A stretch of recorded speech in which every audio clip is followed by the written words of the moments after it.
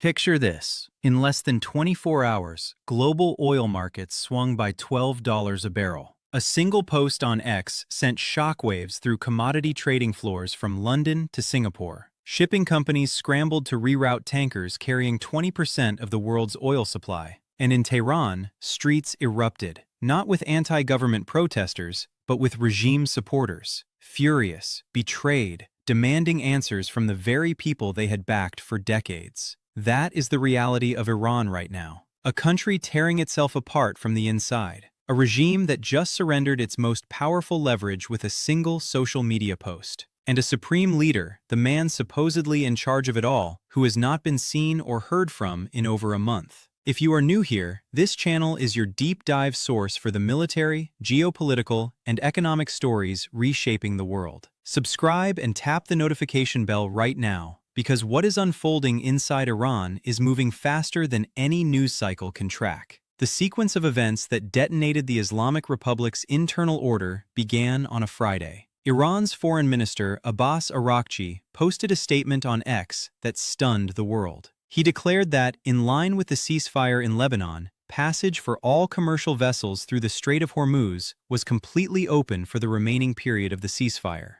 He went even further in a separate post, stating that Iran had agreed to never close the strait again. Never close it again. That statement did not just surprise the international community. It exploded inside Iran's own government like a grenade. Within hours, parliament leaders were denouncing it. IRGC commanders were furious. Pro-regime media channels were in visible disarray. And the political faction that had been carefully navigating negotiations with the United States suddenly found itself under siege from every direction. Here is the context you need. The Strait of Hormuz is a 21-mile-wide choke point at the mouth of the Persian Gulf. Through that narrow passage flows roughly 20% of all the oil and liquefied natural gas traded globally. According to the U.S. Energy Information Administration, around 17 million barrels of oil pass through that strait every single day. When Iran threatened to close it or restricted traffic, global energy markets went into near panic. Oil climbed above $100 a barrel. That price spike was not just an economic inconvenience. It was political pressure on the United States, on Europe, on every government that depends on affordable energy. That was Iran's leverage. That was the one card in their hand.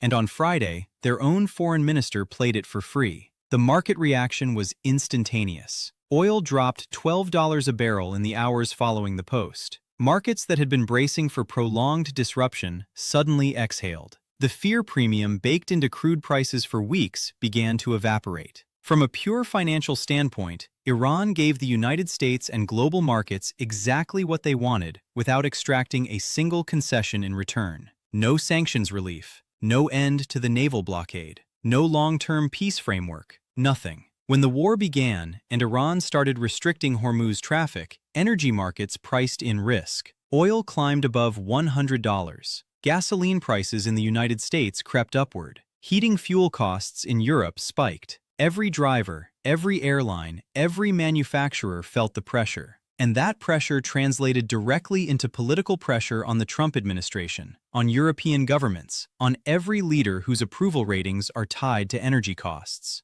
That was how Iran planned to force concessions. Not through military might, their military is largely shattered, but through economic pain transmitted to voters through gasoline prices. And with one tweet, their foreign minister removed that mechanism entirely. Prices were above $100 that morning and fell as low as $83 within the same trading session. This is where the internal earthquake truly begins. Because Iran does not have a single unified government. It has multiple power centers, all competing, all suspicious of one another. The presidential administration under President Masoud Pezeshkian, the parliament led by Speaker Mohammad Bagher Ghalibaf, the foreign ministry under Araghchi, and the IRGC, which is not merely a military force, but a parallel state within a state, with its own media networks, economic interests, and chain of command. According to Iran International, the IRGC, now led by Commander Ahmad Vahidi, following the death of his predecessor in the February 28 strikes, has moved into a position of de facto control over the government. President Pezeshkian has been sidelined. When he attempted to appoint a new intelligence minister, Vahidi blocked it outright, insisting that during wartime, all critical positions must be controlled by the IRGC. The president has sought urgent meetings with the new supreme leader on multiple occasions. Every request has gone unanswered. Reporting from Iran International describes a strict security cordon around Mojtaba Khamenei, restricting access to government reports and blocking communication between the supreme leader and the political leadership. Whether Mojtaba is a willing participant or effectively being controlled by the institution that forced his appointment is a question without a clear answer. The Soufan Center noted that governance has visibly shifted away from political institutions toward entrenched security actors with Revolutionary Guard backgrounds. In effect, a military council of senior IRGC officers is now making the day-to-day decisions for the Iranian state. And here is the most extraordinary detail. Iran's new supreme leader, Mojtaba Khamenei, has not appeared on video, has not spoken publicly, has not delivered a single audio address since being elevated to the highest position in the country. According to the Times of Israel, the IRGC forced through his selection under enormous pressure. 8 members of the Assembly of Experts reportedly threatened to boycott the vote. The announcement was delayed for hours because so many influential figures opposed it. And since then, silence.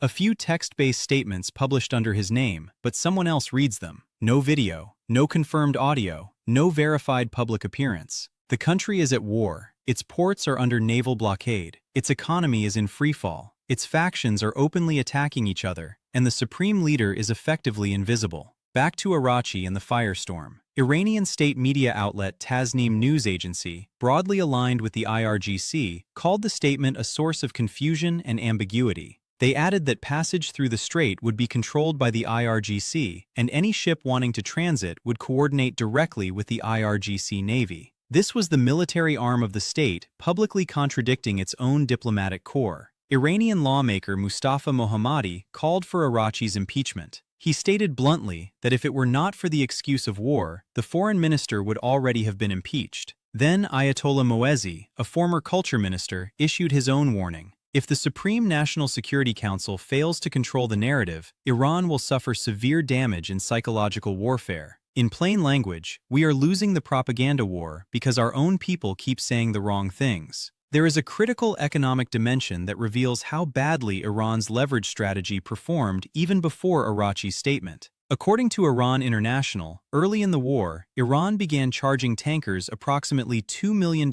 each for Hormuz transit permits. Expectations were high. The actual results? Approximately 60 permits issued, payment requests sent for just 8 shipments, and total funds collected, 0. Not a single dollar. Iran's grand plan to monetize the world's most strategic shipping lane produced nothing. And now, with the chaotic reversal, even symbolic control over the strait has been thrown into question. As Fox News reported, the strait is now described as under full IRGC control and effectively closed. Multiple vessels were forced to turn around. The IRGC reportedly opened fire on at least one tanker. India summoned Iran's ambassador after 2 Indian-flagged vessels were involved in incidents near the strait. Within roughly 24 hours, Iran went from declaring the strait open forever to closing it again to firing on ships. This is not a country with a coherent strategic direction. Parliament Speaker Ghalibaf dismissed Trump's public claims about the negotiations as lies.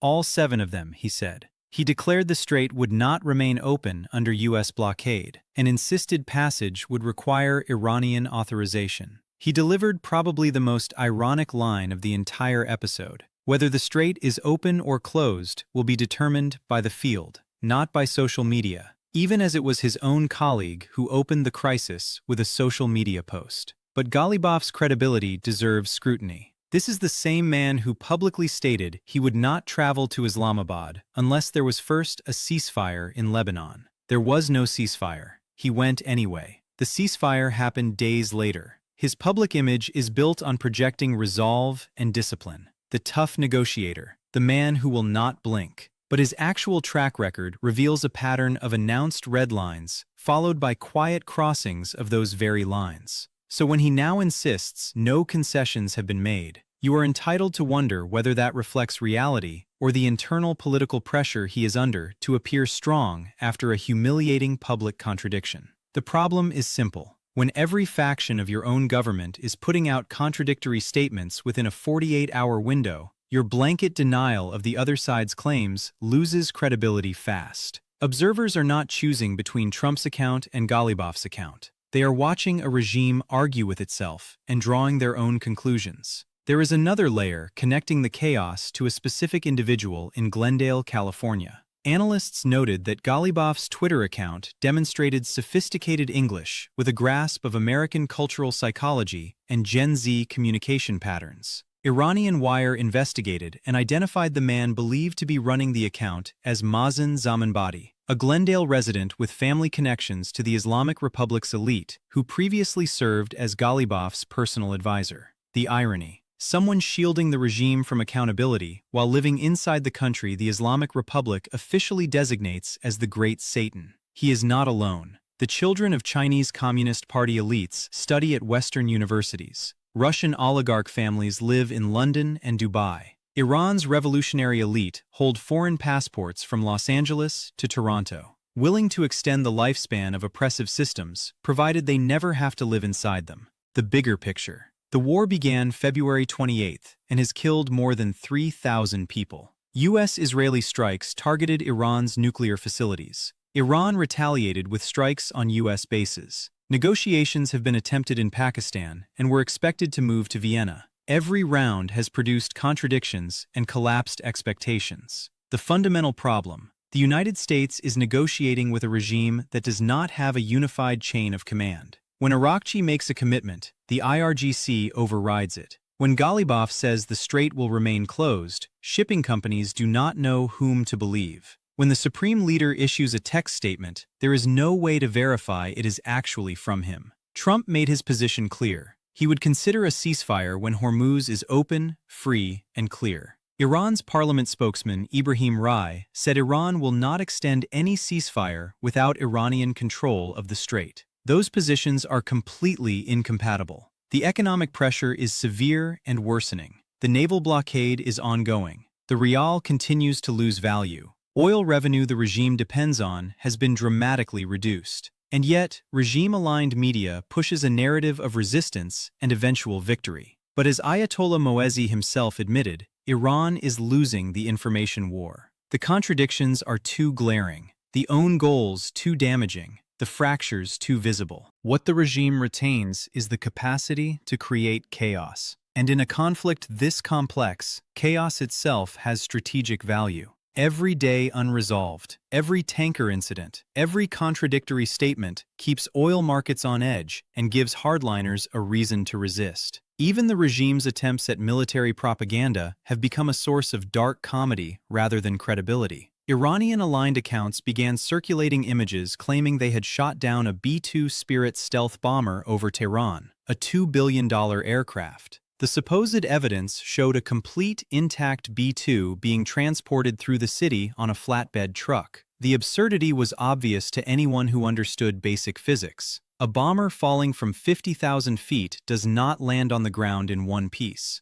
U.S. Central Command formally confirmed all 4 B-2s that conducted strikes had returned safely to Whiteman Air Force Base in Missouri. The regime is not winning the propaganda war. It is not winning the economic war. It is not winning the military confrontation. And now, it is not even presenting a unified front in the diplomatic arena. But the window is narrowing. The blockade is not going away. The economic pain is intensifying. And the internal fractures are not going to heal. Not with a supreme leader no one can reach, not with a president sidelined by the military, not with a foreign minister fighting for his survival after one social media post. The Iranian people, 92 million of them, are living through consequences of decisions made by factions more concerned with their own power than the welfare of the country. The crowds protesting in Tehran this week are not dissidents. They are regime supporters who feel betrayed. Even the base is fracturing. Whether this represents the beginning of the end for the Islamic Republic's current power structure, or whether the system finds a way to suppress its contradictions, only time will tell. History suggests that regimes under this kind of pressure rarely collapse cleanly or quickly. But the cracks forming in real time are not cosmetic. They run deep.